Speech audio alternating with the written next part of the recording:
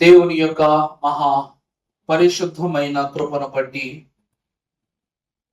ఈ బాహ్యాంతరంగా ఆశీర్వాద కార్యక్రమములో ఉపవాసములో ఉన్నటువంటి ఉపమానము ఉపచారముగా చేయుచున్న మనందరకు మేలైన ఉపకారముగా తండ్రి మార్చివేసి దీవించునుగాక. ఆమేన్. దేవుని యొక్క వాక్యమును ధ్యానము చేసుకుందాము. పరిశుద్ధ లేఖన భాగములో నుండి ప్రియుని యొక్క భాగ్యములో పరవశించిన పరిశుద్ధురాలైన వధువు యొక్క అంతస్తును సూచించుచు మహాజ్ఞానియగు సొలొమోను భక్తుడు వ్రాసిన పరమ గీతార్థ గ్రంథము 2వ అధ్యాయము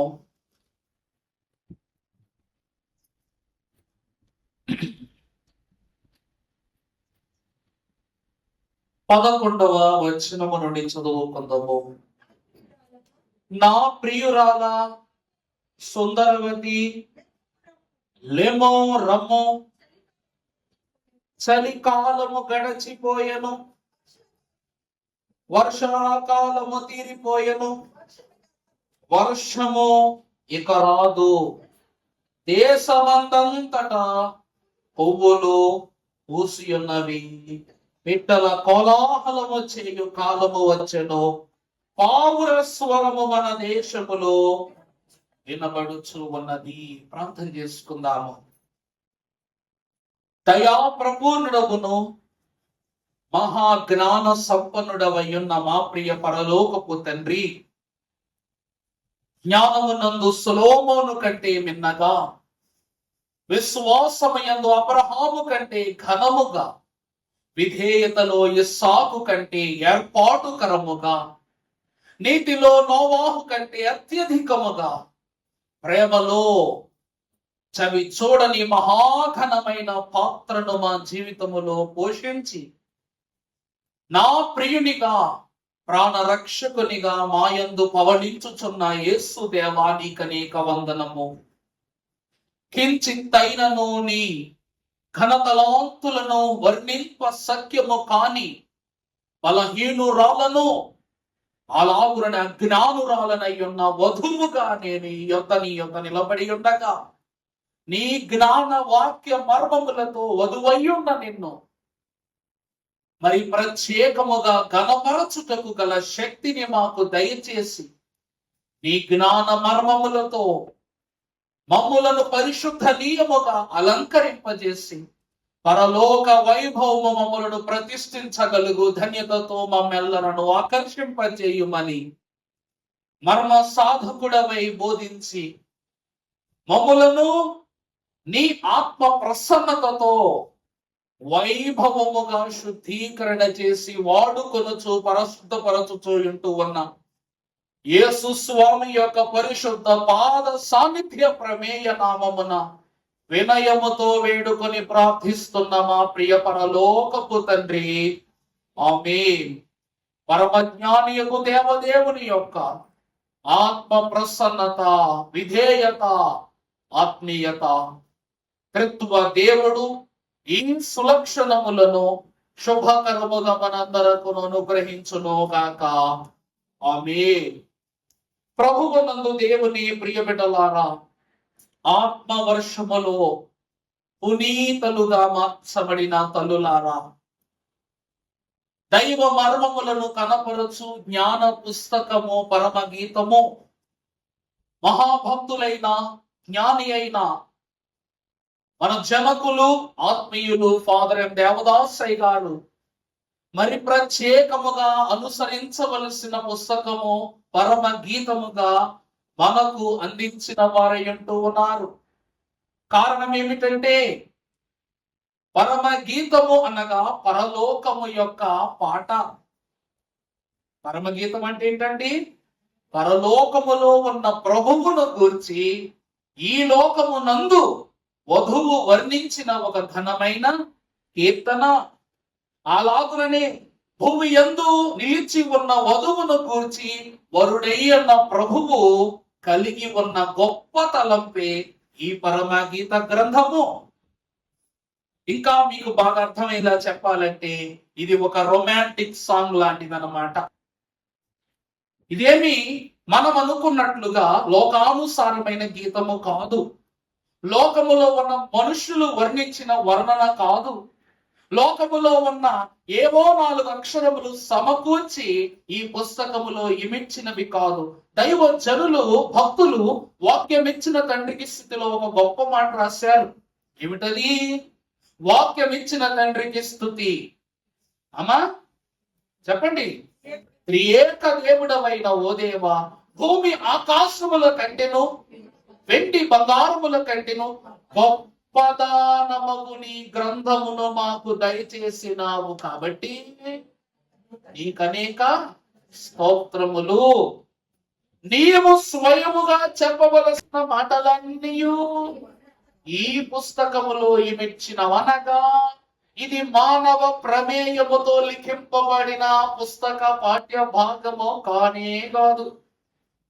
ఇది భూమియు వర్ణింప సఖ్యము కానిది, ఆకాశముతో వర్ణించకూడనిది, వెండి బంగారములతో ఎన్నటికి పోల్చబడని అమూల్యమైన గ్రంథము. ఏ గ్రంథమట? పరిశుద్ధ గ్రంథము. ఈ గ్రంథములో ఎందరో మహాభక్తులతో ఎన్నో పుస్తకములు రాయించిన దేవదేవుడు తానే స్వయముగా సొలొమోనుకు ఒక గొప్ప మాటను బోధించి ఈ పరమగీత గ్రంథమును వ్రాయించారట. ఈ పరమగీత గ్రంథము సామెతల గ్రంథము యొక్క అంతస్తునకు, ప్రమేయమునకు 100 రెట్లు ఘనమైనది.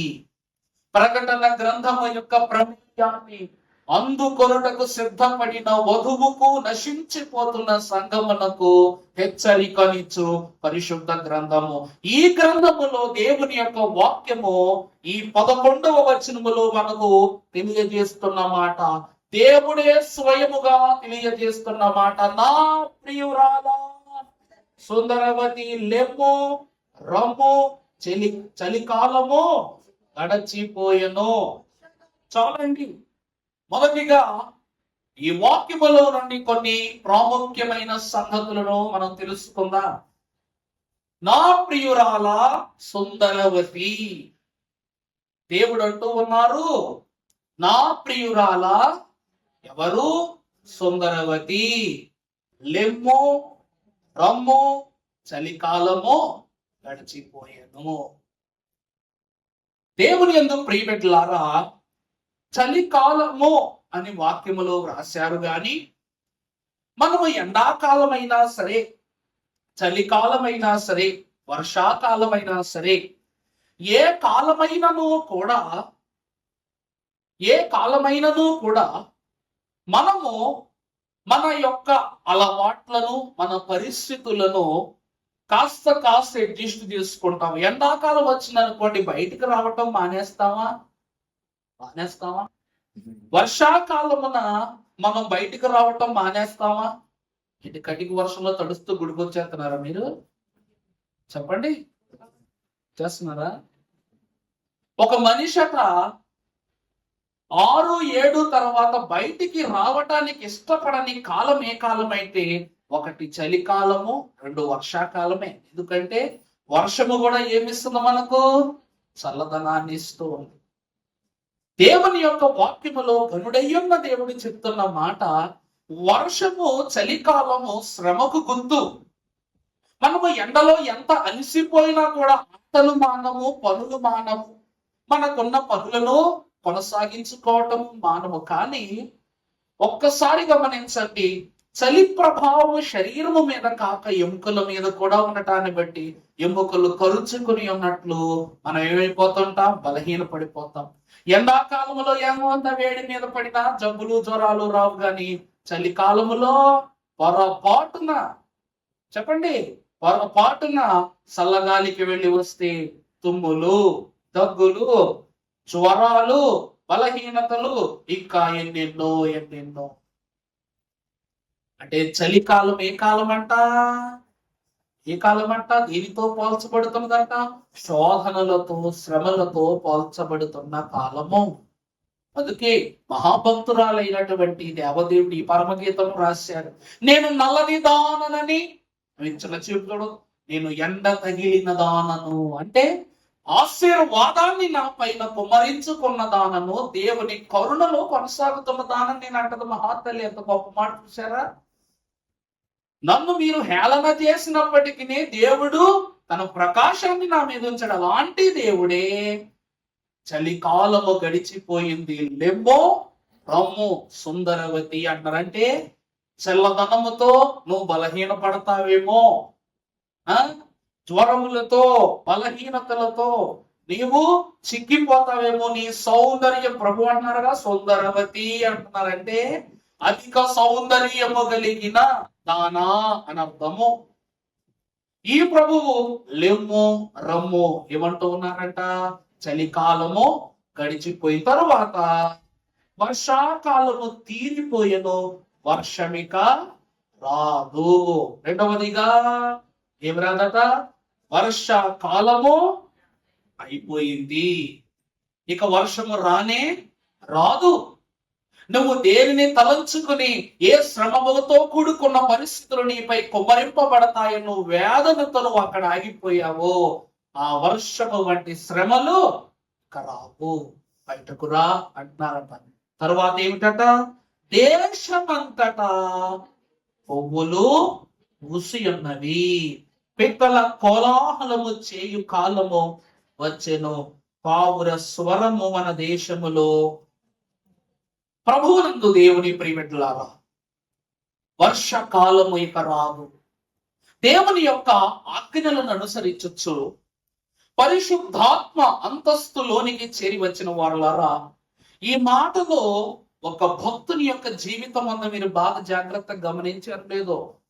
ఆయన ఎవరంటే, నా ఇల్లంతటిలోను ఈ లోకమంతటిని నేను తేరి చూడగా నీ వంటి నీతిమంతుడు నాకు ఇంకెక్కడా కనబడలా, మిగిలిన వారందరూ చెడిపోయి ఉన్నారని అబ్రహాము పితరుడై ఉంటూ ఉన్నా నోవాహు మహాభక్తుని యొక్క అంతస్తులు చూపిస్తూ ఉన్నది.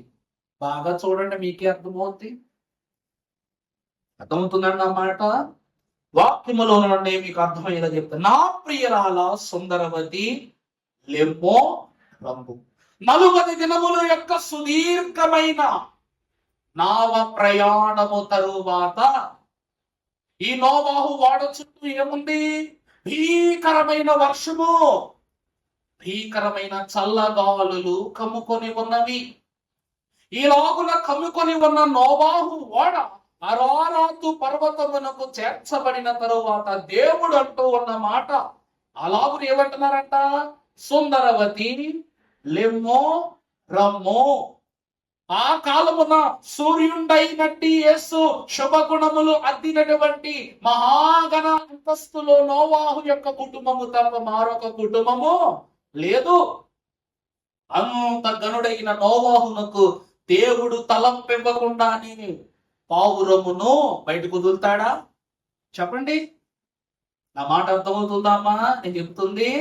ఇప్పుడు ఉదయం లేవాలి అనే ఆలోచనలో ఉన్నాం అనుకోండి, అలారం వలనో దేని వలనో లేవు. నేను కరెక్ట్ గా ఈ క్షణానికి, ఈ సెకండ్కి, ఈ గంటకు లెగుస్తానని మీరు ఎవరైనా నిర్ణయం తీసుకొని పడుకోగలరా? అలారం పెట్టుకున్నా కూడా ఒక నిమిషం అటో ఒక నిమిషం ఇటో నిద్రలేసి, అవునా కాదా? కరెక్ట్ గా 40వ దినములో వారు దిగిన అరారాతు పర్వతము నుండి ఒక శకాన్ని దేవదేవుడు ప్రారంభం చేశాడు. అలా అంటూ నోవాహును ఏమని లెక్కొడుతున్నాడట? మనము నోవాహు వాక్యములో ఉన్నోళ్ళమే. అర్థమవుతుందా అండి? శ్రమను ఈ సముద్రము వంటి లోకములో నడిపించు నా నావా అని పాట పాడుతూ దేవుని నావలో ఉండి ఈ లోకము యొక్క శోధనలన్నిటినీ తప్పించుకుని పరలోకము యొక్క అంతస్తులకు చేర్చబడు రక్షణ వాడలో ఉన్న వధువు అనగా సుందరవతి ప్రియురాండ్రము మనము. అట్టి మనకు దేవుడు అంటున్నాడు, లెమ్మో రమ్ము. నోవాహును లేపి బయటకు రండి అనగాని అతడట పావురమును బయటకు పంపించాడు. మీరు చెప్పారు కదా, వాక్యంలో అక్కడే ఉంది, పావుర స్వరము దేశమందంతటా వినబడుతూ ఉంది. ప్రభువు యొక్క ఘనమైన ఏర్పాట్లో ఉన్న వారులారా, దేవుని వాక్యములో మనము కాస్త ముందుకు వెళ్ళినట్లయితే అదే అధ్యాయము 2వ అధ్యాయం ప్రారంభము నుండి మనము కొన్ని మాటలు చూద్దాం. నేను షారోను పొలములో పూయు పుష్పము వంటి దానను, లోయలో పుట్టు పద్మము వంటి దాన. ప్రభు అంటున్నాడు, ఏమండి, మనం అందంగా ఉన్నామంటే ఇంటుడు పొగడతను పట్టినడు. అర్థమైందన్నమాట. మనం అందంగా ఉన్నామని తెలియాలంటే అర్థం చూసుకుంటేనో మేకప్లు వేసుకుంటేనో కాదు. ఎదుటివారు అబ్బా ఎంత చక్కగా ఉన్నావు బాయ్, ఎంత చక్కగా ఉన్నావమ్మా అని అనటాన్ని బట్టే మనం ఎలాంటి వాళ్ళం అవుతామంట, అందముగా ఉన్న వాళ్ళం అవుతాం. అలా పొగడలేని ఎంత సౌకర్యాన్ని మన దేహముపై ధరించుకునడం మనం ఎవరము కాలేమో, సుందరులము కాలేము, సుందరవతివి కాలేము. ఇక్కడ దేవుడిచ్చిన శుభ లక్షణములను అడ్డుకొనిన ప్రియురాలు తనను తాను గూర్చి మొదటి వచనములో ఏమంటుందంటే, నేను షారోను పొలములో పూయు పుష్పము వంటి దానను, లోయలో పుట్టు పద్మము వంటి దానను, బలు రక్కసి చెట్లలో వల్లి పద్మము కనబడినట్లు స్త్రీలలో నా ప్రియురాలు ప్రభువు పోలిక. గమనించండి ఒకసారి. తన సుందరవతి అయి ఉన్న ప్రియురాలను దేవుడు ఎట్లా పోలుస్తున్నాడంట, ఏమని పోలుస్తున్నాడట? మొదటి 3 వచనాల్లోనే కనబడుతుంది. మొదటి 2 వచనాల్లో షారోను పొలములో పూయు పుష్పము. మొదటి లక్షణం ఏమిటంట? స్త్రీ యొక్క సౌందర్యము మొదటి అంతస్తు దేనితో పోల్చబడుతుంది? షారోను పొలములో పూచిన పుష్పముతో. ఈ పుష్పము ఉన్న ప్రత్యేకత ఏమిటంటే,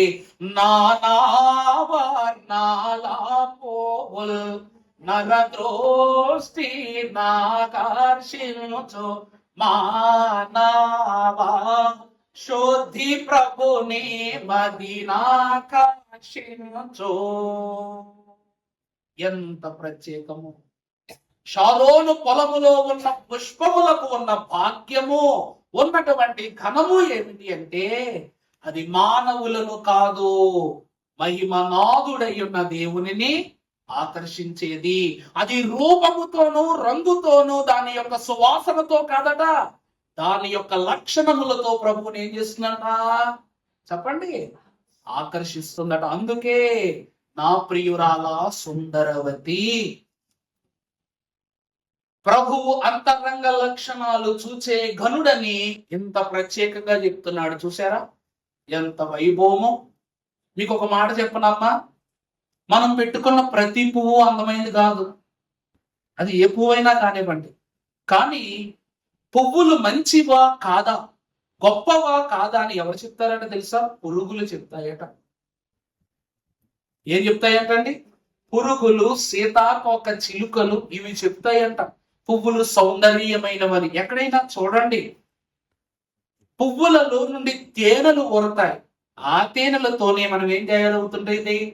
ఆ తేనె పట్టులో తేనె సమకూర్చుకుంటాయి. అంటే ఆ పువ్వులో తీయటి లక్షణం ఉంది.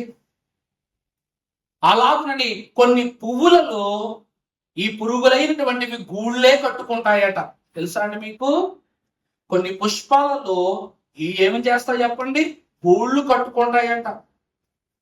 అంటే ఎన్నో పరిస్థితులలో వాటికి నిలయస్థానం అవుతున్నాయి. దేవుని యందు ప్రియబిడ్డలారా, పరిశుద్ధుడకు దేవుని యొక్క వాక్యమును మనము గమనించినట్లయితే, ఆ కాలమునందు మహాభక్తుడైన సొలొమోను షాబాదేశపు రాణి యొక్క ఆహ్వానమును బట్టి, క్షమించాలి, సొలొమోను ఆహ్వానమును బట్టి చేరి వచ్చిన షాబాదేశపు రాణి సొలొమోనును ఒక ప్రశ్న వేసింది పరీక్షించటానికి.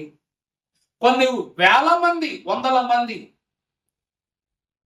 వధువు రూపములో అలంకరింపబడిన కత్తెలను ఆమె నిలబెట్టి, వీళ్లలో వాళ్ళు పట్టుకున్నటువంటి పుష్పగుచ్చములలో నిజమైన పువ్వులేవో నకిలీ పువ్వులేవో చెప్పమందట సొలొమోనుని. అదవుతున్నమాట. సొలొమోను షాబాదేశపు రాణిని యెరూషలేముకు ఆహ్వానిస్తే, ఆ దేవుడు ఎంత గొప్పవాడో, సొలొమోను ఎంత గొప్పవాడో నేను తెలుసుకోవాలని ఆమె వచ్చింది. వచ్చి ఆ రాజు, ఇప్పుడు మనం ఇక్కడి నుంచి ఎవరి దగ్గరికి వెళ్ళేటప్పుడు ఏం పట్టుకెళ్తాం? ఇప్పుడైతే పూలు పళ్ళు పట్టుకెళ్తాం. కానీ సీఎంలు పిఎంలు ఇలాంటి వాళ్ళ దగ్గరికి వెళ్ళినప్పుడు మొట్టమొదటి ఎక్కడ చూసినా బొకేలు పట్టిపోతారు కదండి. సొలొమోను గొప్ప రాజు కాబట్టి, ఈమె మహారాణి కాబట్టి, ఈమె ఏం పట్టుకెళ్ళిందంటే మొట్టమొదటగా ఆతిథ్య మర్యాదగా కొన్ని వందల మంది చలికత్తెల చేతిలో పుష్పగుచ్చాలు పెట్టి సొలొమోను సత్కరించడానికి వెళ్ళిందట. వెళ్ళి ఆమె అంటుంది, ఓ జ్ఞాని అయిన సొలొమోను మహారాజా, ఈ ఉన్న పుష్పములలో నిజమైనవేవో నకిలీ పుష్పములేవో కనిపెట్టు అంది. అదే మాట మనల్ని అడిగితే మనం ఏం చేయగలం? చేతులతో తడిమినా కూడా నిజమైంది ఏదో అబద్ధమైంది ఏదో చెప్పలేం. అప్పుడు సొలొమోనట తను యెరూషలేము మందిర ప్రాంగణములో ఉన్న ప్రతి సీతాకోక చిలుకలను ఆదేశించాడట, నకిలీవేవో నిజమైనవేవో చెప్పండి అని. ఇవన్నీ వచ్చి వేటి మీద వాలాయట? నిజమైన పువ్వుల మీద వాలై నకిలీ పువ్వులను వేరుపరిచాయట. అప్పుడు దేవుని యొక్క వాక్యం ద్వారా సెలవివ్వబడింది, సొలొమోను అడిగినది కేవలము మనుష్యుల చేత ఆకర్షింపబడిన జ్ఞానము కాదు, దేవుడు నిర్మించిన ప్రతి దానితోనూ సొలొమోను మాట్లాడగలడు. అర్థమవుతుందమ్మా? ఆ కళలను దేవుని వాక్యం చూపిస్తూ ఉంది. దేవుడు ఏం చూస్తున్నాడంటే అంతరంగ సౌందర్యమునే గ్రహిస్తాడు తప్ప బహిరంగ సౌందర్యమును దేవుడు గ్రహింపడు. ఆ దినమున శాపాదేశపరణ ఆశ్చరించి కుదురాలు అయిపోయింది. ఎందుకంటే సొలొమోను పక్షులతో, పురుగులతో, జంతువులతో, దేనితోనైనా కూడా మాట్లాడగల సమర్థులంత జ్ఞానం దేవుడిచ్చాడు. జ్ఞానం ఇచ్చిన సొలొమోను పొందుకున్న వాడే అంత గొప్పగా ఉంటే మరి జ్ఞానముతో పోల్చుచున్న మనం ఇంకెంత గొప్పవారము గ్రహించండి. నువ్వు షారోను పొలములో ఓయు పుష్పము వంటి దాని అంటున్నాడు. ఎంత ఘనమో చూడాలా. రెండవదిగా చూస్తే లోయలు పుట్టు పద్మము వంటి దానలు. అమ్మలారా, ఒక్క తామర పువ్వు మాత్రమే చెడును మీదకు రానివ్వదట, దేనిని మీద కట్టనివ్వదట, ద్రవ పదార్థములను తన మీద ఉంచుటకు ఇష్టపడదట. ఎప్పుడైనా తామరాకు మీద నీళ్ళేసి చూడండి, ఒక్క చుక్క కూడా నిలబడదు. అది నీటిలో బ్రతికినా కూడా, నీటి ద్వారా జీవిస్తున్నను కూడా నీటిని తన కంటనివ్వని ఘనమైన అంతస్తు. అది లోయలో పుట్టినను దాని లక్షణము మారదు. మన దగ్గర మన గృహము పక్కన పండినా కూడా దాని లక్షణము మారదు. ఎప్పుడైనా తామర చెట్టుకు చూడండి ఎలా ఉంటాయి, ఒకే ఒక్క పువ్వు వస్తుంది, అంతే కదమ్మా, అవునా కదా? వల్లీ పద్మము వలి ఆ యొక్క అంతస్తును తాను చూపిస్తూ ఏం చేస్తుందంట? లోయలో చదవాలి, లోయలో పుట్టు పద్మముల ఆ యొక్క అంతస్తును కనపరుస్తూ ఉన్న దేవుని వాక్యములు. మనము కూడా అక్కడున్నా ఇక్కడ ఉన్నా ఎక్కడున్నా సరే మనం ఏం చేయకూడదు? ఒకరి దగ్గర ఒక రూపాన్ని, మరొకరి దగ్గర ఒక్కొక్క రూపాన్ని ప్రదర్శిస్తే దేవుడు ఉన్న చోటుని ఆపేస్తాడు మన భాగ్యాలను ఏమన్నా సరే. అర్థమైందండి? బెల్లం ఈ దేశంలో ఉన్న బెల్లమే, ఆ దేశం వెళ్ళినా బెల్లమే. తీపి ఎక్కడైనా తీపే, అక్కడున్నా తీపే. కానీ దేవుని వాక్యం ఏమంటుందో తెలుసా? రుచి చూడవలసిన మనుష్యుడు చేదు భావములతో రుచి చూస్తే అది బెల్లమైనను చేదు అనుభవముగానే ఉంటుందట. అలాగుననే విశ్వాసి కూడా ఎలా ఉండకూడదు? లోకములో ఉన్న మస్తు ఎవరంటించినా కూడా మనం ఏం చేయకూడదు? అంటించుకోకూడదు. ఈ లోయలో ఉన్నను, చీకటిలో ఉన్నను. లోయలో ఏముంటది చెప్పండి? చీకటి ఉంటది. ఆ చీకటి ఉన్నా కూడా ఈ పద్మము యొక్క వైభవం తగ్గిపోద్దా? తగ్గదట. దేవుడు అంటున్నాడు, నువ్వు ఒంటరిగా ఉన్నను, వేల మందిలో ఉన్నను, నువ్వెవరివి? కనురాలవే. అర్థం కావట్లేదా? అర్థం కావట్లేదు మాట చెప్పనా? నా ప్రియుడు ధవలవర్ణుడు, రత్నవర్ణుడు 10,000 మందిలో ఉన్నను కూడా నేను ఆయనను. అర్థమవుతుందా? నువ్వు అంధకార లోయలో ఉన్నా కూడా దేవుడు నిన్ను చూస్తాడు, అంతలో మీద ఉన్నా కూడా చూస్తాడు. నువ్వు ఆయన కంటికి అంత స్పష్టంగా కనబడతావు. అందుకే నువ్వు సుందరివి. అర్థమవుతుందండి? అందుకే నువ్వు ఎవరివి? సుందరివి. దేవుని ప్రియబిడ్డలారా, శాబాదేశపురాణి అని గొప్ప అందగతి కాదు, ఆమె ఆఫ్రికా దేశము యొక్క మహారాణి. అంటే ఆఫ్రికా వాళ్ళు ఎలా ఉంటారు? కానీ వాళ్ళకంటే ఎవరు శుభ్రంగా ఉంటారు తెలుసండి మీకు? రోజుకి 5 సార్లు స్నానం చేస్తారు. ఎన్నిసార్లు? నిజం చెప్పండి. ఆవు ఉంది, గేదె ఉంది. నీటిలో ఉండటానికి ఆవు దూడ ఇష్టపడద్దా, గేదె ఇష్టపడిద్దా? అర్థమైందా? శుభ్రం దేనికి ఉండదా? గేదికే. కారణం ఏమిటో తెలుసా అండి? దాని రూపమును బట్టి మనం అంచనా వేయకూడదు. దేవునిలో కూడా మనము పైకి ఎలా ఉన్నప్పటికీ లోపటి సౌందర్యమును పద్మముతో పోల్చుకున్నాడు పరిశుద్ధుడైన దేవుడు. అందుకే దైవజనులు కూడా అన్నారు, ఆయన చూచుటకు మనుష్యునిగా ఉన్న ఆయన మనుష్యుడు కాడు. ఆయన క్రియలు, ఆయన చర్యలు మానవ తత్వమును బట్టి కనపరుస్తున్న ఆయన మానవుడు కానే కాడు. ఆయన మహిమనాథుడు అన్నారు భక్తుడు. ఎంత గొప్ప సంగతో. మూడవదిగా చూసినట్లయితే పలు రక్కసి చెట్లలో వల్లి పద్మము కనబడినట్లు స్త్రీలలో నా ప్రియురాలు. అమలారా, దేవుని వాక్యములో ఉన్న వారలారా, పలు రక్కసి చెట్లు అనగా నిన్ను కమ్ముకుంటున్న ప్రతి శోధన, నేనేం చేస్తున్నాయండి? కమ్ముకుంటున్న ప్రతి శోధన నీ చుట్టూ ఉన్నప్పటికీ దేవుని యొక్క కన్ను చూపు ఏం కాదని చెప్పండి? నిన్ను విడిచి పోలేదు. నిన్ను విడిచి దేవుని ప్రేమ పోలేదు. కారణం ఏమిటి తెలుసా అండి? మోషేను 40 ఏళ్ళు రాజుగా ఉన్నప్పుడు దేవుడు చూశాడు. 40 సంవత్సరాలు కాపరిగా ఉన్నప్పుడు చూశాడు. 40 సంవత్సరాలు ప్రవక్తగా ఉన్నప్పుడు చూశాడు. యోసేపును హింసిస్తున్న ప్రతి క్షణము చూస్తున్నాడు దేవుడు. పిల్లవాడిగా ఉన్నప్పుడు చూశాడు, అన్నలు కొట్టినప్పుడు చూశాడు, తండ్రి ప్రేమ చూపించినప్పుడు చూశాడు, అన్నలు విసిరేసినప్పుడు చూశాడు, ఐగుప్తు బానిసత్వంలో ఉన్నప్పుడు చూశాడు. దేవదేవుడు యోసేపును ఏ క్షణమును కూడా దేవుని విషయంలో యోసేపు చెడిపోలేదు. కాబట్టి వాళ్ళు రక్కసి చెట్లనగా వేధించి ఎన్నో శోధనల మధ్యలో నువ్వు చిక్కుకొని ఉన్ననో దేవుని యొక్క కను చూపు నీ నుండి పక్కకేం కాదు, తప్పిపో. దేవుడు చూస్తూనే ఉంటాడు. నిజం చెప్పనమ్మా, శ్రమ పడి ఎక్కువ చూస్తాడు దేవుడు. నీకు అర్థమయ్యేలా ఒక మాట చెప్తా. మన ఊరిలో కొట్లాట జరుగుతుంది అనుకోండి. కొట్లాట జరుగుతుంటే మనం ఏం చేస్తాం? ఉన్న పనులు పక్కనట్టేసి ఆ కొట్లాట నిలబడి చూస్తా ఉంటాం. ఎవడు కొడతాడా, ఎవడు తల్లి తింటాడా, ఎవరు దెబ్బలు తింటారా, ఎవడికి రక్తం చూద్దామా లేదా? చూస్తామా లేదా? ఎందుకు? మనిషికే ఈ విషయంలో అంత ఆతృత ఉంటే మరి దేవుడు శ్రమ పడుతున్న తన బిడ్డలు, వేదన పడుతున్న తన బిడ్డల వైపు చూడడా? అర్థమైందండి మానవుని యొక్క ఆలోచన, దేవుని యొక్క ఆలోచన.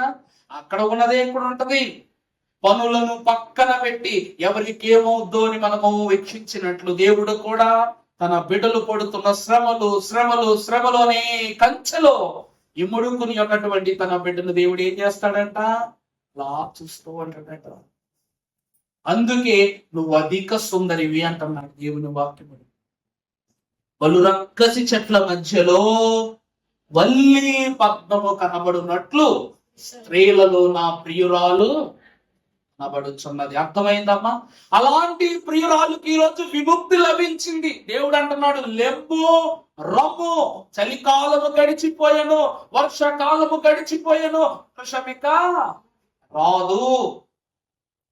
దేవుని ఎందుకు ప్రియపెట్టలారా, ఈ ఉపవాస ప్రార్థన దీక్ష ప్రభావములో చేరిన మీ అందరికీ దేవుడు తెలియజేస్తున్నది ఒకటే, సిలువ ఎదుట ప్రభువా ప్రభువా ప్రభువా నీ కన్నీరు కాచుచు వేదన పడుచున్న సంఘమా, నా ప్రియ సంఘమా, ఇక నీ శోధన కాలము గతించిపోయింది, నీ వేదన కాలము గతించిపోయింది. లెమ్ము, నా యొద్దకు రమ్ము.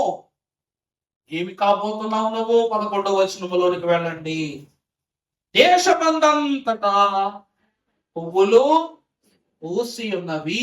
చాలు. మొదటిది ఏమిటంట? దేశమందంతటా ఏం పూసిందట? ఏ దేశం గురించి మాట్లాడుతున్నారు దేవుడు? ఏ దేశం గురించి మాట్లాడుతున్నారట? భారతదేశమా? మా సంఘము నాకు దేవుడిచ్చిన దేశం.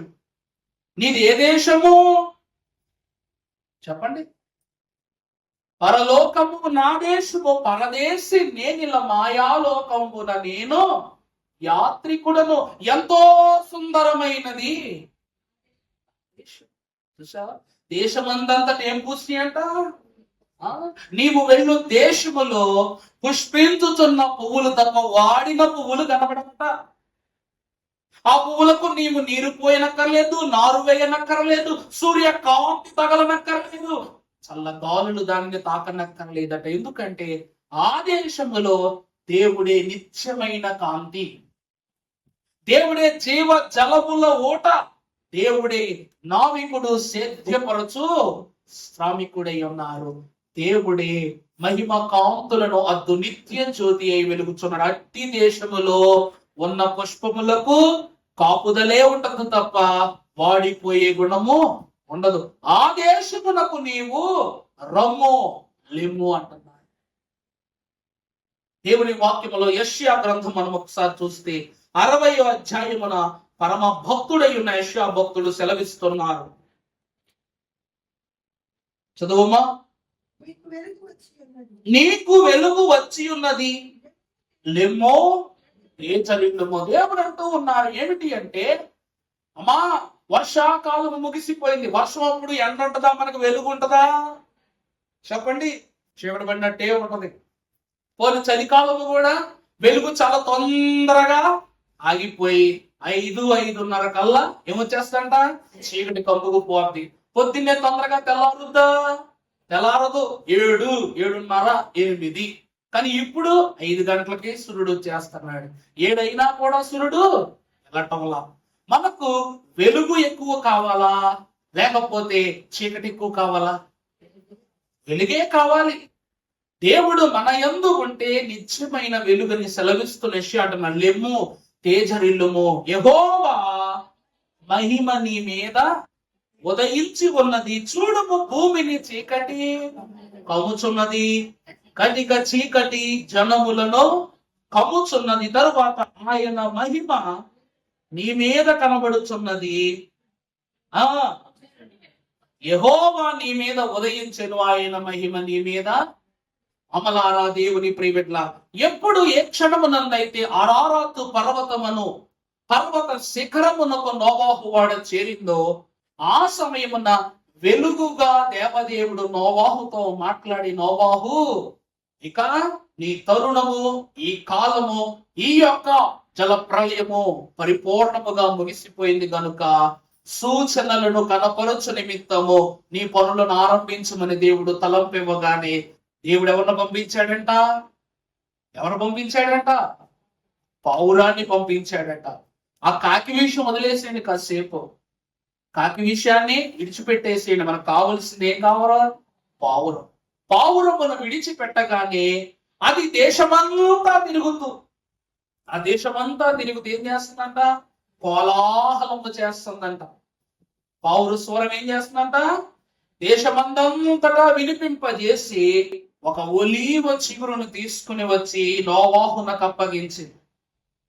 దేవుని యందు ప్రియబిడ్డలారా, దైవజనుడు దేవదాసయ్య గారు అన్నారు, ఈ పావురము మాత్రమే పరలోకము వరకు వెళ్ళగలిగే గొప్ప సాధనమట. మరి ఇక ఏ పక్షులు వెళ్ళవట. మీకు ఇందాక సొలొమోను గురించి 2 మాటలు చెప్తూ ఉన్నప్పుడు, అసలు షాబా దేశపు రాణి యెరూషలేముకు రావడానికి గల కారణమే ఒక పక్షి. అర్థమవుతుందండి? షాబా దేశపు రాణి యెరూషలేము పట్టణానికి రావడానికి కారణం ఏంటంట? ఒక పక్షి తెచ్చిన సమాచారం. హుద్హుద్ పక్షి అంట. యెరూషలేము పట్టణంలో వాడబడుతున్న పక్షుల్లో ఇది ఒక జాతి. ఈ పక్షికి ఉన్న లక్షణము వేగముగా వెళ్ళటమే.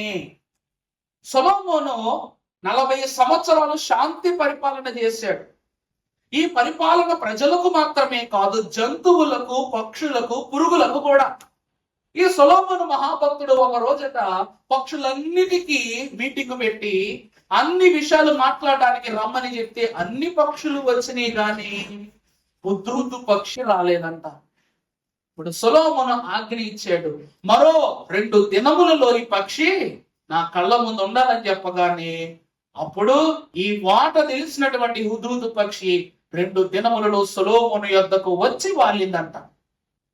వాలినప్పుడు నువ్వు నేను ఏర్పాటు చేసినటువంటి కూటమున ఏకీభవించకపోవటానికి కారణం ఏంటని అడిగినప్పుడు ఇది చెప్పిందంట, రాజా నేను దేశమందంతటా తిరుగుతున్నాను, ప్రతి దేశములో ఉన్న వారి యొక్క ఘనతను, వారి యొక్క ప్రభావాన్ని నీ యొద్దకు తీసుకురావటమే నా పని. కానీ నేను షేబాను దేశమును సంచారము చేయించుండగా అక్కడ నీకంటే జ్ఞానవంతురాలు ఉంది, నీ కిరీటము కంటే గొప్ప కిరీటం అక్కడ ఉంది. ఆ వైభవాన్ని నేను చూచి ఆమె యొక్క అంతస్తును గురించి తెలుసుకున్నాను. ఆమె నీకంటే జ్ఞానవంతురాలు. అంటే దేవుని జ్ఞానము చేత నింపబడిన సొలొమోను కంటే కూడా ఈమె ఎవరంట?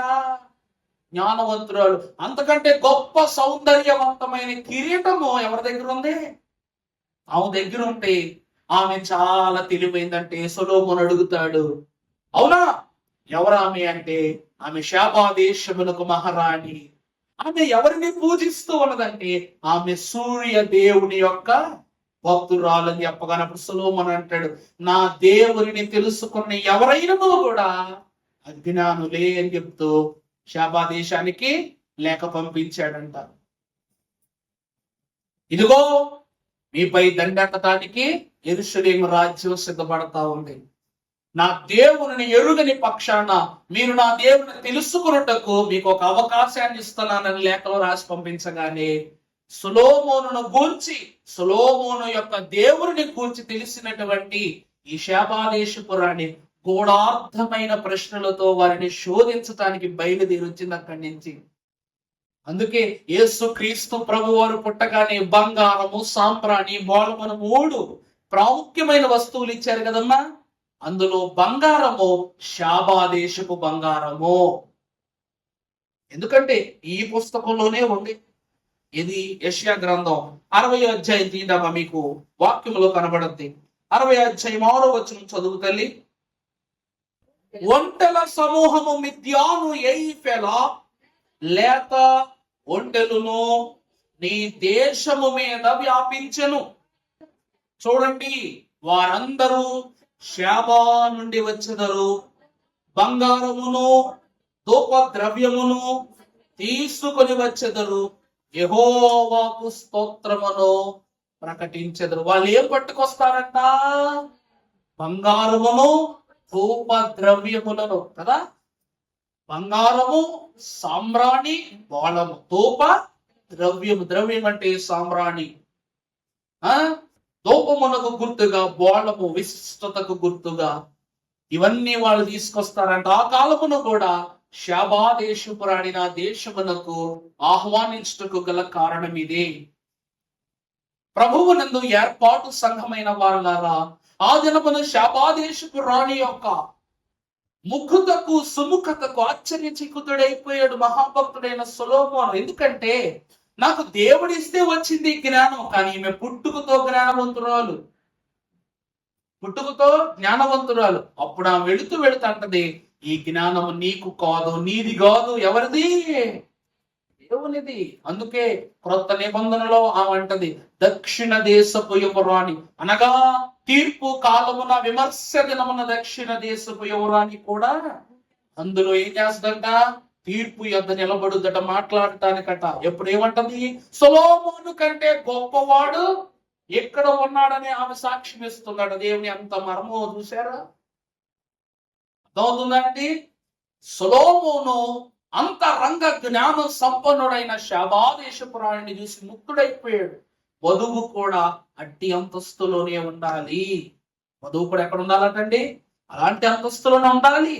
శ్రమ కలిగిన, శోధన కలిగిన, ఏమి కలిగినా దేవుని విడిచిపెట్టని గొప్ప లక్షణమే మనకు ఇచ్చిన ఘనమైన గుణములు. 15వ వచనం చదవండి. 2:15 పరమగీతం. మన ద్రాక్ష తోటలు పూతపట్టి ఉన్నవి. మన ద్రాక్ష తోటలు ఏమై ఉన్నవి? పూత పట్టి ఉన్నవి. ద్రాక్ష తోటలను పట్టుకొనడి. నా ప్రియుడు నావాడు, అతని దానను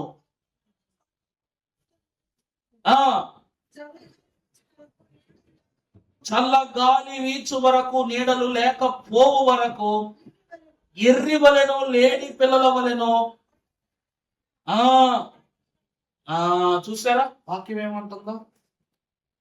అలాంటి కనులై ఉన్నటువంటి సంఘమును ఇక్కడ కొన్ని శోధనలు కమ్ముతున్నాయంట. ఏమిటంట శోధనలు చెప్పండి? ఆ ద్రాక్ష తోటను చెరుపు నక్కలను పట్టుకొనండి. రెండవదిగా సహాయము చేసి గుంట నక్కలను పట్టుకొనడి. దేవుని యందు ప్రియబిడ్డలారా, నువ్వు ఎక్కడ పరిశుద్ధంగా ఉంటావో అశుభ్రం కూడా అక్కడే ఉంటది. మీరు ఎప్పుడైనా గమనించారా? తెల్ల బట్టలు వేసుకుని ముందు మనం ఒక మాట అనుకుంటాం, ఈరోజు ఈ బట్ట మాయరాదు, ఈ బట్టలు ఏమవకూడదు, మాయకూడదు, రేపు ప్రార్థన ఉంది, రేపొద్దునికి ఖచ్చితంగా సరే ఈ తెల్ల బట్ట మాయకుండా జాగ్రత్తగా కుర్చీలు కూర్చున్నప్పుడు, లేచినప్పుడు, నడిచినప్పుడు, ఏదైనా ఎవరైనా దగ్గరికి తీసుకున్నప్పుడు ఇవన్నీ కూడా మనం ఏం చేస్తాం? చూసుకుంటా ఉంటాం. అవునా కదా? ఈ ద్రాక్ష తోట యొక్క అంతస్తు ఏమంటుందంటే క్రీస్తు రక్తము పాపమంటని రక్తము. అర్థమవుతుందా అండి? ఇది ఏ రక్తం అంట? పాపమంటనిది, పాపులనంటనిది, పాప క్రియలు కలిగింపబోవు క్రియలను కలిగించు లోకమనే గుంట నక్కల చెంతకు చేరనిది. దాన్ని కబలింపజేయుటకు ఈ నక్కలు వస్తున్నాయి. దేవుని స్వాస్యాన్ని మింగి వేయుటకు వస్తున్నాయి. వాటిని ఏం చేయండి? పట్టుకోండి. దాని జోలికి పోను. అమూల్యమైన విషయముల యొద్దకు సాధారణ లోక స్థితులను ఏం చేయొద్దు, పోనివ్వద్దు అని అంటుందట వధువు. ఎందుకంటే ప్రియులారా, నా ప్రియుడు మావాడు. నా ప్రియుడు ఎవరు? మావాడు. ఆయన ఇచ్చిందైనా, తెచ్చిందైనా, కొన్నదైనా, చేసిన నాకెందుకే ప్రతి భార్య అనుకుంటదట. ఈ ఉపవాస దీక్షలు ఏమనుకోవాలో తెలుసా మీరు? నా ప్రభు నాకే ఇవ్వాలి. స్వార్థం ఉంటే తప్పులేదు దేవుణ్ణి అడిగే విషయం. ఎందుకంటే రాహాబు ఒకటే అడుగుద్దంట, అంటే వేశ్య అని తెలిసిన దేవుడు వేషధారులను క్షమించడన్న విషయం తెలుసుకుంది. ఎంత గొప్ప విషయం చూసారా? వేశ్యనైనా దేవుడు క్షమిస్తాడు కానీ వేషధారులను క్షమించడు. అంటే ఖచ్చితంగా నా దేవుడు నేను మారితే నా మనం వింటాడు. నేను వేసినే కానీ వేషధారుని కాను అని నమ్మి దేవుని ఎదుట ప్రణాళిక ఉంచింది, నెరవేర్చేశాడు దేవుడు. మనం కూడా ఎలా అనుకోవాలట? ఆయనే నా ప్రియుడు అనిపించుకోవాలి. మనం ఆయన యొక్క ప్రియురాలిగా జీవించాలి. ఆమె ఏమంటుంది? నా ప్రియుడు నావాడు, నేను ఎవరిని? అతని దానను. పద్మములున్న చోట అతడు మందను. పద్మములు పైగా రాశారు. పచ్చిక బయళ్ళు అన్ని చోట్ల ఉంటాయి, కానీ పద్మాలున్న బయళ్ళు మరి ప్రత్యేకమైనవి. ప్రత్యేకమైనవి. దేవుని వాక్యం అంటూ ఉంది, పచ్చిక మేతలో ఏ కాపరైనా మేపుతాడట, కానీ పద్మాల మేతల మేపువాడే నా ప్రియుడు. అర్థమైందండి? ఈరోజు పలావులు, బిర్యానీలు, లేక బంగారము, రకరకాల వస్తువులు అందరూ తెస్తారు, కానీ నా ప్రభువు యొక్క ప్రేమే నాకు ఆత్మీయ ఆహారము. నా ప్రభువు చూపించు ప్రేమే నాకు సౌందర్యమునిచ్చు అలంకరణ. నా ప్రియుడు నాకు ఏదిచ్చినా దానికి సమము సాటి లేదనిపించుకోవటమే పద్మాల మేత. ఏమిటంటండి? అదే పద్మాల మేత. మీకు ఒక విషయం చెప్పనా? ఎలిజబెత్ రాణి గురించి మీరు ఎప్పుడైనా విన్నారా? ఇంకా ఉందా? ఆవిడ చాలా సాధారణంగా బట్టలు వేసుకుంటుంది. ఆవిడండి చాలా సాధారణంగా బట్టలు వేసుకుంటది. మెడలో ఒక మామూలుగా ఉన్నటువంటి చైన్ వేసుకుంటున్నారు.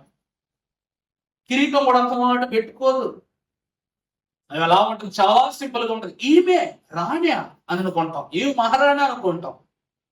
ప్రభు అంటున్నటువంటి సంగతి ఏమిటంటే, ప్రభువు ఎప్పుడైతే తాను కనపరిచిన గొప్ప సంగతులను మనకు అందిస్తాడో, నువ్వు నేత చీర కట్టుకున్నా కూడా నువ్వు వైభవవంతురాలైన పెండ్లి కుమార్తెలా కనబడతావంట లోకానికి. అర్థమవుతుందా అండి? దేవుని ప్రియ సంఘమా వాక్యం అంటున్నది అదే. నా ప్రభువు నన్ను ఎక్కడ మేపుతున్నాడు అంటే పద్మాల మేతలో మేపుతున్నాడు. ఎక్కడ మేపుతున్నాడట? పద్మాల మేతలో మేపుతున్నాడు. ఇప్పుడు 7 స్త్రీలు ఉన్నారండి. 6 మొత్తం తెల్ల చీరలే కట్టుకున్నారు. కానీ ఒక ఆవిడ మాత్రం ఇక్కడ కాస్తంత పువ్వులు ఉన్న చీర కట్టుకుంది అనుకో. ఈ 6 మధ్యలో నిలబడితే మొత్తం తెల్లగానే కనిపిస్తారు తప్ప ఆ లోపాన్ని ఎవరేం చూస్తారా? చూడరు. ఎందుకు చూడరట? ఎందుకు చూడరట చెప్పండి. మీరు ధరించుకున్న వస్త్రాన్ని బట్టి కాదు, ధరించుకున్న దేవునిని బట్టి కనులు ఆకర్షింపబడిన వారు. అదే వాక్యం అంటున్నమాట. ఎప్పుడైతే ఆ దేవదేవుని అంతస్తులో ఉంటామో, చల్లని గాలు వీచు వరకు, నీడలు లేకపోవు వరకు, ఎర్రి వలెను లేడి పిల్లల వలెను కొండ బాటల మీద త్వరపడి రమ్ము. దేవుని ప్రియబిడ్డలారా, దేవుని వనం అయ్యుంటూ ఉన్న సంఘమై ఉన్న మీకు వాక్యములో ఒకే ఒక ఉదాహరణ వచనం చూపిస్తాను. కొలస్సీలకు రాసిన పత్రిక 2వ అధ్యాయము 9వ వచనం చదువుకుందామమ్మా. కొలస్సీ పత్రిక, ఏలయనగా దేవత్వము యొక్క సర్వ పరిపూర్ణత. చాలు చాలు. వాక్యం ఏమంటుంది? ఎంత ప్రత్యేకమైన మాట. ఏలయనగా దేవత్వము యొక్క సర్వ పరిపూర్ణత. దేవత్వము అంటే ఏంటి? దేవుని యొక్క తత్వం. మనుషులు దేవుడు ఒక్కటా? కాదు. ఆయనలో మనం వేసుకున్న ప్యాంటు చొక్క ప్రభు వేసుకోరు. ఆయన ధరించుకున్న బట్టలు మనము ధరించుకోలేము. ఎందుకంటే ప్రభువుకు ఈ లోకపు మర్యాద వద్దు, మనకు చెప్పండి పరలోకపు మర్యాద ఇంకా తెలియదు. అంతే కదా? ప్రభువుకి లోక మర్యాద వద్దు, మనకి ఇంకా పరలోకపు మర్యాద తెలియదు. ప్రభు ఎట్లా ఉంటారో, ఏ రూపంలో ఉంటారో, ఎటువంటి దుస్తులు ధరిస్తారో మనకు తెలియదు. కానీ ఇవన్నీ కూడా ఎవరిలో ఇమిడిపోయినాయంట?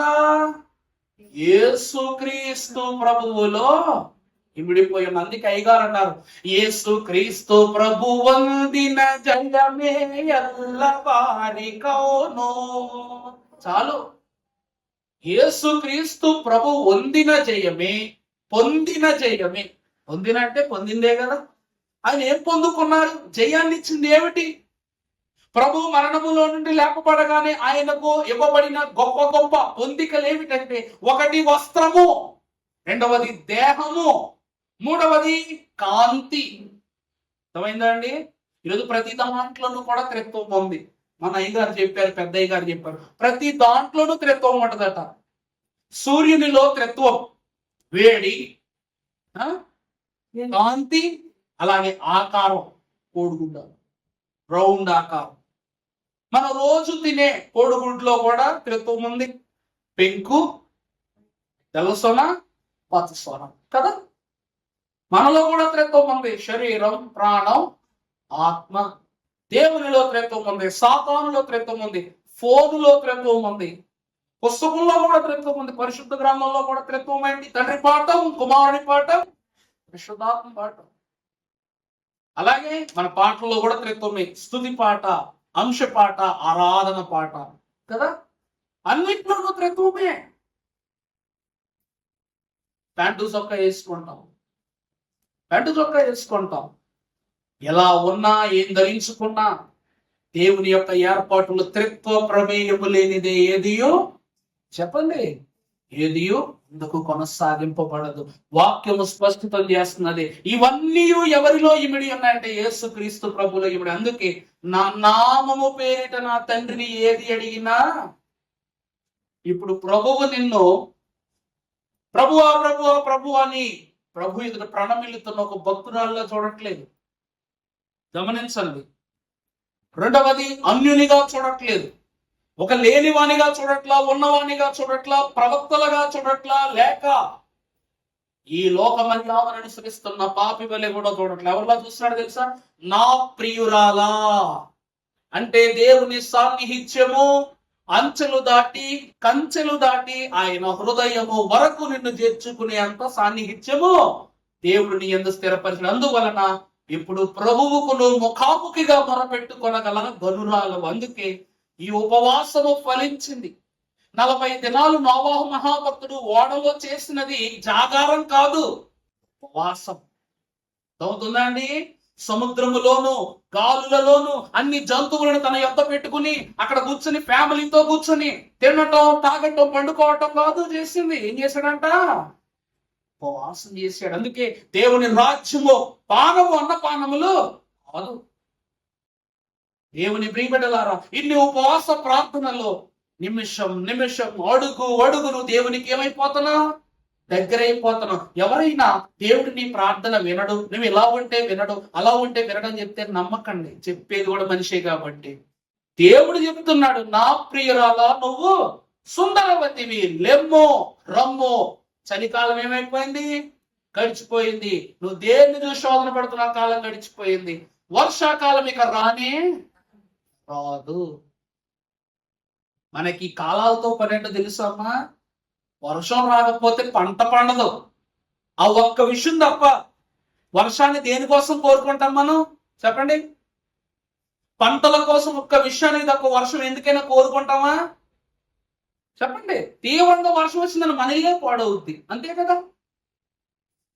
దేవుని వాక్యం అంటుంది, పరలోక రాజ్యంలో వర్షం ఉండదు. ఎందుకంటే దేవుడే జీవ జలముల ఊట, ఆయనే జలమిచ్చు ఊట. నా యందు విశ్వాసం నుంచి వాని యొక్క కడుపులో జీవ జలపు నదులు ఏం చేస్తాయంట? ఉబ్బుకుతాయట, పారుతాయట. దేవుని వాక్యం అంటుంది, అంత సుందరవతివి, అంత సౌందర్య గుణములు కలిగినవి. భక్తులు ఒక పాట రాశారు, సుందరవతి అందమో, సుందరవతి అందమో, అందానికే ఆనందమో, అర్ధయాలు తెలిసినది నీ హృదయమో, అర్ధయాలు తెలిసినది నీ హృదయమో, ఆనంద పరవాస మకరందమో, ఆనంద పరవాస మకరందమో, సుందరవతి అందమో, దానికే ఆనందమో. ప్రభు అన్నారంట, సుందరవతి నీ అందము, అందానికి ఆనందం పుడుతుందంట. నీ అందాన్ని చూస్తే అంత అందంగా ఉంటామంట మనం. అర్థమవుతుందా అండి? అందమే మనం చూసి ఏం పడుతుందట, అబ్బా ఎంత అందంగా ఉంది. అర్థాలు తెలియని వాళ్ళు కూడా అర్థాలు వెతుక్కునే అందమట మనది. సుగుణాల సుమహార మకరందమట, అంటే ఎప్పటికీ చెక్కు చెదరని అందమట అది. దేవుడు పరలోకంలో తెల్లని రాయినిస్తానన్నాడు, పేరునిస్తానంట. ఆ పేరు ఎవరికి ఇవ్వబడుతుందో వారి కంటికి తప్ప మరొకరికి కనబడదు. దాన్ని ఎవ్వరూ చెరిపివేయలేరు. దేవుని యందు ప్రియబిడ్డలారా, వాక్యము సెలవిస్తున్నది, నీ ప్రార్థన, నీ ప్రభావము అన్నియు దేవుడు వినే పరిశుద్ధ స్థలమే సిలువ పునాది రాయి. ఆ రాయి ఎదుట నిలిచి ఉన్నటువంటి సుందరవతి, పునాది రాయి ఉన్న నీవు ప్రభువుకు మూలరాయిగా మార్చబడిన ప్రియురాలవు. అందుకే లెమ్మో రమ్మో, నిన్ను శోధించు ప్రతి కాలముని యొద్ద నుండి తీసేశాను. దేశమంతటా పావుర స్వరము వినబడుతుంది, కోలాహలముగా వినబడుతుంది. పిట్టల కోలాహలము వినబడుతూ ఉన్నది. అలాగనే దేశమందంతటా పువ్వులు ఏమైనాయి అంట? పూచిని. ఇక వాడిన సంగతులు నీ జీవితంలో ఉండవు. నువ్వు ఎంత అందంగా రెడీ అయినా తలలో పూలు పెట్టుకోకుండా ఆలయానికి రావు. ఆలయానికి అది ఎక్కడికి వెళ్ళవు. కానీ నువ్వే స్వయం పుష్పముగా ప్రకాశించే దినమట దేవునిలో ఉన్న దినము. అట్టి అంతస్తులో ఈ ఉపవాస దినమున వాడిపోతున్న వేదన నీలో కలిగిన ప్రతి క్షణమును దానిని తొలగింపజేసి దేవదేవుడు లెమ్మో రమ్మని నిన్ను తన మహిమ కలిగిన సిలువ యొద్దకు ఆకర్షించి పరమ గీతార్థ అంతస్తులో దేవదేవుడు మిమ్మలను స్థిరపరచి మేలులతో మిమ్మలను వర్ధిల్ల చేయును గాక. పరిశుద్ధుడా స్తోత్రములు. నాయనా, మా జీవితంలో గతించిన ప్రతి సంగతులను, వేధించుచున్న ప్రతి పరిస్థితులను, శోధించుచున్న ప్రతి ఇక్కట్లను ప్రభువా మా నుండి పరిపూర్ణముగా తొలగించండి. ఆత్మీయ నాయక, అంతరంగ పోషక, రక్షణ ప్రభావ, ఆత్మ స్వభావ, నీకే వందనములయ్యా, నీకే స్తోత్రములయ్యా. ఈ దినమున తండ్రి, నీ కృప ద్వారా మేము అసౌకర్యమునకు గురైనామని, అనూహ్యమైన లోక పరిస్థితులకు లోనైనామనే వేదన పడ్డామయ్యా. కానీ నీవు నన్ను నా ప్రియురాలా అని ఒక్క పిలుపుతో నాలో ఉన్న శోధనలు, నా బాధలు, నా కన్నీళ్ళు అన్ని తొలగించిన దేవా, నన్ను దరికి పిలుచుకున్న దేవా, నన్ను అందుకున్న దేవా, నిన్ను పొందుకుని భాగ్యం ఇచ్చిన దేవా, స్తోత్రమయ్యా. నీ కృప మాకు అనుగ్రహింపచేసి మహిమ సౌదముగా నన్ను ఆశీర్వదించుమని మహిమనాథుడు నా ప్రాణ ప్రియుడైన యేసు నామమున వేడుకొనుచున్నాము తండ్రి. ఆమేన్. ప్రభు దీవించి ఆశీర్వదించి ఆయనే మహిమ పొందును గాక. ఆమేన్.